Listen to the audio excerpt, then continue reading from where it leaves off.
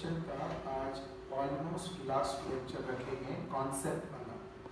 फिर अलग अलग एग्जाम के लिए अलग अलग क्वेश्चन डिस्कस करते हैं। तो आज हम लोग बात करेंगे 1 by integration of 1 by P root Q.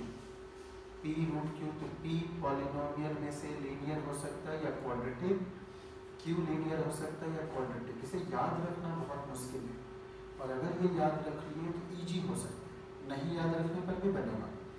फिर हम लोग रिडक्शन फार्मूला के बारे में थोड़ा पढ़ लेंगे। फिर आइलर्स यानी आप जिसे यूलर्स बोलते हैं सब्स्टिट्यूशन, वो करेंगे। इतनी बात करने से हम लोग डेफिनेट इंटीग्रेशन में बहुत कमाल का टेक्निक लगा सकते हैं। तो शुरू करते हैं ताकि ईजी हो जाए आपके लिए। कॉन्सेप्ट लेके चलते हैं। जैसे ये देखिए, अगर integration 1 by P root q हो,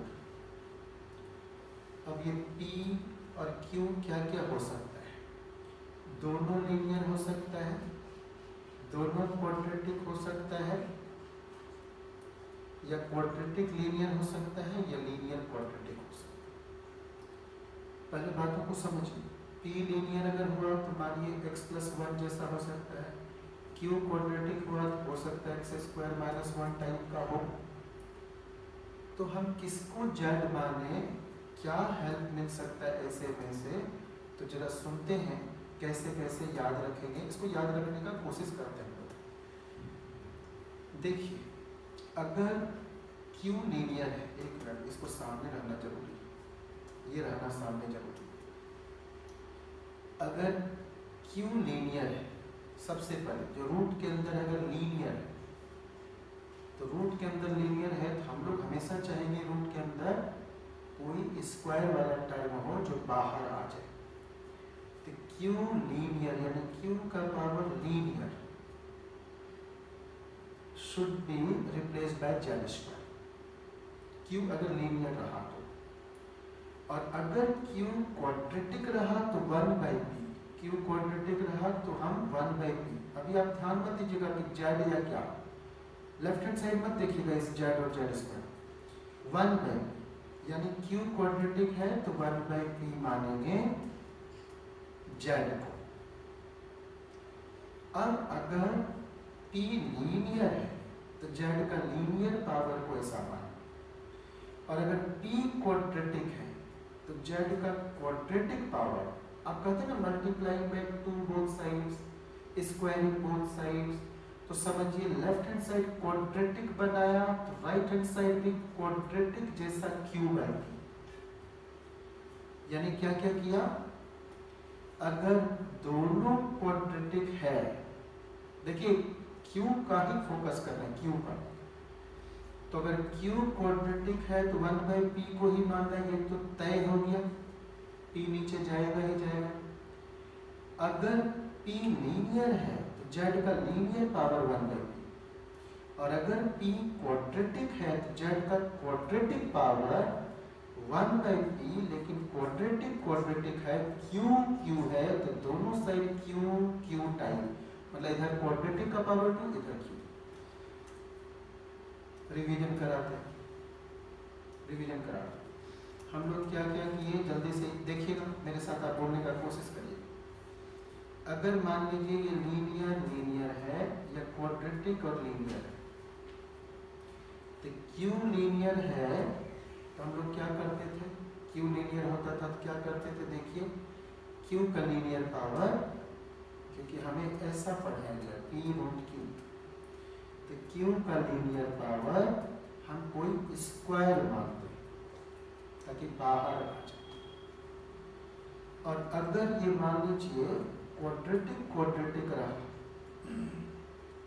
ये दोनों क्वाड्रेटिक रहा, तो हमें 1 बाय p मानना है, 1 बाय p मानना है। अब ये लीनियर है, ये लीनियर है, तो z का लीनियर पावर, और ये क्वाड्रेटिक है तो z का क्वाड्रेटिक पावर, और ये क्वाड्रेटिक के लिए समझिए इधर भी q था। ऐसे याद रखने से इजी हो सकता है, मतलब एक भी चीज याद नहीं रहा तो भी इंटीग्रेशन बनते हैं लोगों से, इसके लिए कोई रूल जानना ही नहीं इंटीग्रेशन। और अगर आप याद रख लिए तो थोड़ा आसान हो सकता है। देखिए तो हम लोग क्या कर रहे हैं, ये देखिए P लीनियर है, Q quadratic, sorry Q linear, दोनों लीनियर। तो हम क्या बोले थे, अगर Q लीनियर होता था तो Q का लीनियर पावर होता था किसी का स्क्वायर, किसी का स्क्वायर, यानी Z स्क्वायर मानेंगे 4x + 5। आपको बहुत फायदा हो सकता है अगर वीडियो को पॉज कर करके बीच बीच में सोचे फिर आगे बढ़े, तो बहुत फायदा हो सकता है। Z स्क्वायर को हम 2Z dz की डिफरेंशिएट करने पर x स्क्वायर का 2x होता है तो Z स्क्वायर का 2Z। नहीं जानते किसके रिस्पेक्ट में करना है तो 2dz, 4x का 4, नहीं जानते x के रिस्पेक्ट में करना है तो 2dx, ऐसा करते हैं। अब हम क्या करने वाले हैं, अगर Z स्क्वायर 4x + 5 है, हमें तो x जगह जगह चाहिए था ना, तो पहले इस 5 को उधर ले जाइए तो हो जाएगा Z स्क्वायर - 5 = 4x। इस 4 को इधर से इधर ले आइए, तो ऐसा आप बदल सकते हैं, ऐसा आप बदल सकते हैं, तो आप बदल लीजिएगा। Z स्क्वायर - 5/4 ऐसे कर लेना है। तो देखिए Z स्क्वायर में गलत तो नहीं कर दिया, 4x + 5 है, ठीक है ना, तो सही है। तो Z स्क्वायर - 5/4 ऐसे कर लेंगे। अब यहाँ पर है 2x, तो लीजिए मैं 2 से मल्टीप्लाई करता हूँ, तो ये 2 कट जाएगा 2 बार में, तो आ जाएगा Z स्क्वायर बाई 2 माइनस 5/2, तो Z स्क्वायर बाई 2 माइनस 5/2, अब +3 तो एज इट इज। फिर आप इसके बदले तो Z रख दिए और dx को क्या रखने वाले हैं, पहले 2 कैंसिल करिए, अब फिर इस 2 को इधर भेजिए Z dz by 2, dx is Z dz by 2। अब हम क्या करने वाले हैं, यहाँ से बहुत सिंपल है, ध्यान दीजिएगा। ये क्या हो गया, 3 - 2.5, 3 - 2.5, 0.5 बचेगा, हाफ, तो हाफ बचेगा। तो हमारा क्या क्या हो गया, देखिए ये जैसे +½ बचा तो +½ का नीचे वाला 2 और Z स्क्वायर बाई 2 वाला 2 वो यहाँ से काट देंगे, ये जो नीचे में 2 है काट देंगे, तो यहाँ क्या बचेगा, Z स्क्वायर + 1।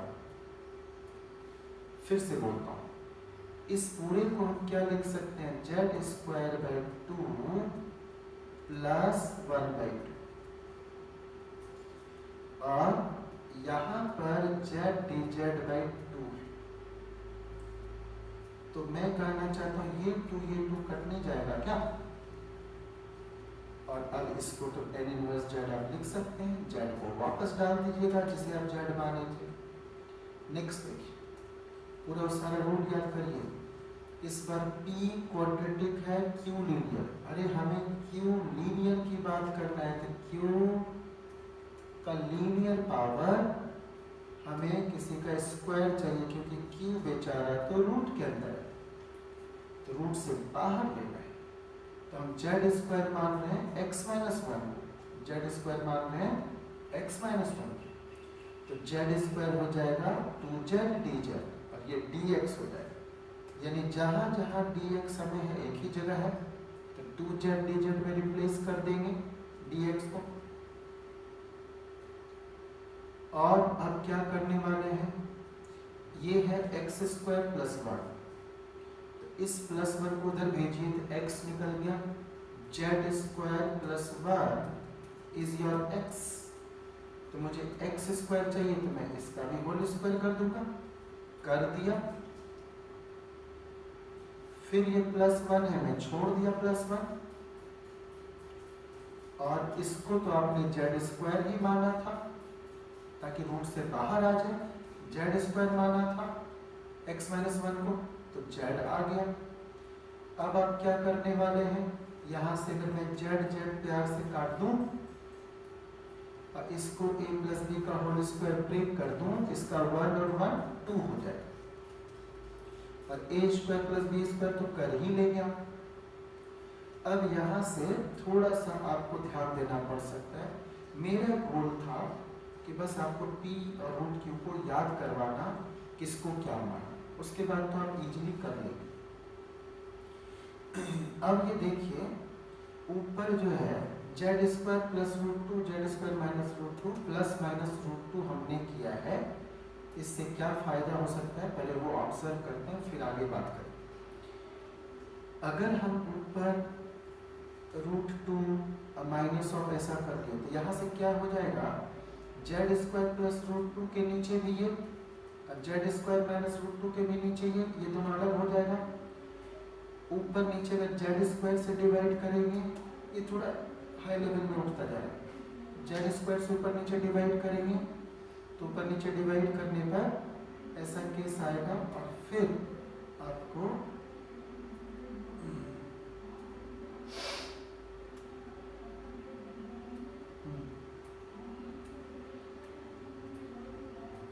फिर u मानना पड़ा z minus root two by z. यहाँ से आप आगे अभी मत पढ़िए, वो ना जब ये IIT एडवांस लेवल की बात अगर करेंगे तब हम ऐसे बात करेंगे कि फंडामेंटल चीज़ बात करें जो वर्ल्ड के किसी भी एग्जाम में चल रहा है, चाहे 12th का एग्जाम दे, IIT मेंस दें, NDA दें, कुछ भी दें, एयरफोर्स नेवी, जो भी जहाँ कैलकुलस की बात होनी है, इनडेफिनिट इंटीग्रेशन की बात होनी है, तो you should know these kind of things. कम से कम फंडामेंटल तो पता।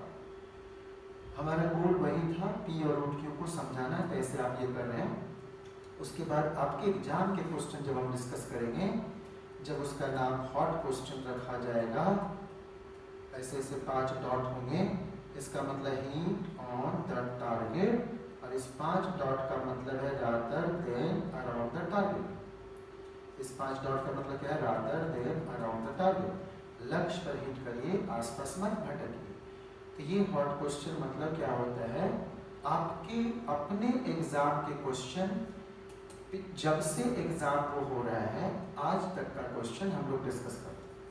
उसमें हम अपना तरीका बताते हैं कैसे जल्दी सॉल्व कर सकते हैं, कहाँ टाइम बचा सकते हैं, कहाँ मजबूर किए जाएंगे कि आपको सॉल्व करना ही करना है, कौन से स्पीड ब्रेकर क्वेश्चन होंगे, वो सब सिखाएंगे। लेकिन ये सब कॉन्सेप्ट आपका ठीक होगा तब आप एंजॉय कर पाएंगे। पी लीनियर क्यू क्वाड्रेटिक, क्या बोले थे, जब क्वाड्रेटिक हो जाए तो 1/p होगा, और अगर p लीनियर है तो इसका लीनियर पावर 1/p, यानी z हम मानेंगे 1/p को 1/x+1। यहाँ से x+1 जो हम देख रहे हैं ये क्या हो जाएगा, इसको इधर भेज दिया, z को नीचे भेज दिया, तो ये हो जाएगा 1/z। फिर dx हो जाएगा -1/z² dz। हमें अगर यहाँ x रिप्लेस करना है तो x रिप्लेस करना है तो इसी जगह से 1 इधर भेज दीजिए, x ऐसा हो जाएगा, ये देखिए ना, ये लाइन x क्या हो जाएगा 1/z-1। तो हम वैसा रिप्लेस कर सकते हैं। फिलहाल आप देखिए क्या क्या करने वाले हैं, आप गौर करते रहिए। हम dx को रिप्लेस कर रहे हैं dz माइनस के साथ z², तो dz/z² माइनस के साथ। x+1 को 1/z बोलेंगे, यहाँ 1/z, तो z विल गो अप, ऊपर चला जाएगा, तो z ऊपर आ गया। अब सिर्फ ये बचा जिसमें x ऐसा है, तो ये x² - 1 है, अब x² - 1। एक्चुअली आपको बस यहीं तक सीखना चाहिए, इसके बाद तो आपके एग्जाम के क्वेश्चन डिस्कस करेंगे, जितने आज तक आए सारे, तब पता चलेगा कि अच्छा ये ऐसा ही आता है, ये तो सर ज़्यादा डिस्कस कर दिए थे। अब आप यहाँ से क्या करेंगे, एक z प्यार से काटेंगे। अब इसका एलसीएम लेने के बाद जो दूसरा z बचेगा या z² सब आप हैंडल कर लीजिएगा, रूट से बाहर आ रहा है, तो ये रूट है मत भूलिएगा। तो एलसीएम लेने के बाद नीचे z² आएगा रूट के अंदर, तो बाहर आ जाएगा z, तो वो जो एक z आएगा वो और ये कैंसिल हो जाएगा। अभी जैसे किए थे, नीचे हाफ था, फिर यहाँ भी 2 था, याद होगा कैंसिल किए थे, तो वैसा ही करें। उसके बाद फिर आप यहाँ से ऐसे सॉल्व कर सकते हैं। a माइनस बी का होल स्क्वायर कर सकते हैं 1/√1 माइनस 2z, बहुत सिंपल सा है। इसका पावर जो भी है, नीचे हाफ है तो ऊपर माइनस हाफ हो जाएगा। तो इंटीग्रेशन में क्या करते हैं, पावर ऐड करते हैं, नीचे भी वही करते हैं। अब फिर z के कोफिशिएंट से डिवाइड करते हैं। तो दिस -2 एंड दिस हाफ और ये वाला इस जहां पर z क्या है 1/x + लास्ट। इसके बाद हम लोग वो दोनों छोटा कॉन्सेप्ट करेंगे, भी है इंटीग्रेशन का थोड़ी देर भी है। इस बार क्या हो गया, दोनों क्वाड्रेटिक, तो क्यूब क्वाड्रेटिक है तो 1/p तो मान दो, लेकिन p भी क्वाड्रेटिक है तो अब z नहीं, क्वाड्रेटिक पावर और क्वाड्रेटिक ये मान, यानी z² मानेंगे q/p। अब यहां से देखिए, इससे ये होता है कि सवाल बनेगा ही बनेगा अगर ये सब याद रख लिए, अन्यथा पता नहीं चलता कैसे लोग भटक रहे हैं, कुछ भी कर रहे होते। अब क्या करिए, अगर मैं इसको उठा के पटक दूं दोनों साइड, अप साइड डाउन कर दूं, यहाँ z² है तो 1/z², तो ये x² + 1 will go up, x² - 1 will go down, तो ये ऐसा हो जाएगा। अब उसके बाद हम लोग क्या करते हैं, क्रॉस मल्टीप्लिकेशन भी करके आप चेक कर सकते हैं। जैसे भी करें, आपका गोल है अगर नहीं उल्टे पुल्टे भी, यहाँ से ही मल्टीप्लाई करके x² निकालें। उसके बाद 2x dx, क्योंकि आपको dx करना है। और फिर यहाँ से आप देख रहे हैं कॉम्प्लिकेशन शुरू हो रहा है, तो आपको ऐसे जगह से बचना है। आप ये बचिए, ऐसा वाला चीज़ आपको डिस्कस अभी नहीं करवाना हमसे। अब एक सुनते हैं, यूलर सब्स्टिट्यूशन बोलते हैं, कुछ लोग आइलर्स बोलते हैं। अगर इंटीग्रल आपका ऐसा फॉर्म आ जाए, अब यहाँ से आपको अभी जरूरत नहीं है, मुझे ऐसा लगता है, फिर भी थोड़ी बात याद रख लिया जाए।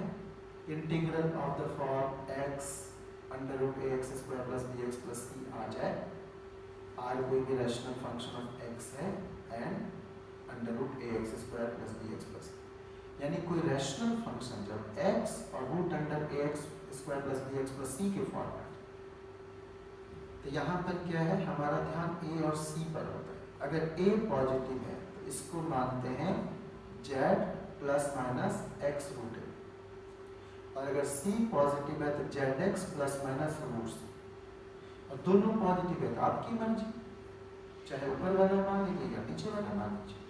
मतलब हमारा ध्यान जाता है AC में से कौन पॉजिटिव है। अगर A पॉजिटिव है तो √a होगा, C पॉजिटिव है तो √c होगा। ध्यान दीजिएगा, अगर A पॉजिटिव है तो √a होगा, C पॉजिटिव है तो √c होगा। अगर A पॉजिटिव है, ax² वाला, x वाला,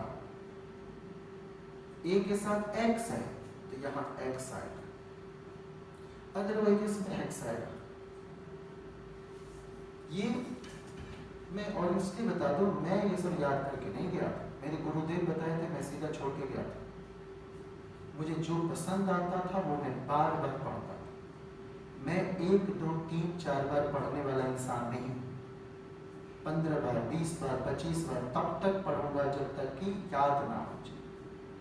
तो आपको ये ध्यान रखना पड़ेगा। मेरा वो क्लास जरूर अटेंड करिएगा कि हाउ टू स्टडी, वो बेहतरीन होता है, कैसे प्रिपरेशन करना चाहिए, क्योंककि मैं नीचे से टॉपर था, कैसे चेंज हुआ वो रास्ता आपको बता पाऊंगा। अब यहाँ देखिए, नीचे dx x √x² - x + 1 है, तो सबसे पहले x² - x + 1 को 0 कराया, रूट्स इमेजिनरी मिला, तो यहाँ से √x² - x + 1 को z1 ± x√a। ये सब अब जो है आप यही वाला तक याद रख के भी रुक जाइए, क्वेश्चन मिलेगा तो याद दिलाएंगे और तब डिस्कस करेंगे। और ये आज का अंतिम रिडक्शन फार्मूला। रिडक्शन फार्मूला ज़्यादा यूज आता है डेफिनेट इंटीग्रेशन, और वहाँ मेरे पास 3 सेकेंड टेक्निक, कैसे बिना इंटीग्रेशन सॉल्व के टिक मार सकते अगर लिमिट रख दिया तो। फिलहाल रिडक्शन फार्मूला क्या है वो देखिए। अगर पावर n है तो मानिए हम इस इंटीग्रेशन को मान लिए in, पावर 2 होगा तो हम i2 लिखेंगे, पावर 4 होगा i4 लिखेंगे। अब क्या करते हैं, आप इंटीग्रेशन पढ़े थे हमसे uv वाला,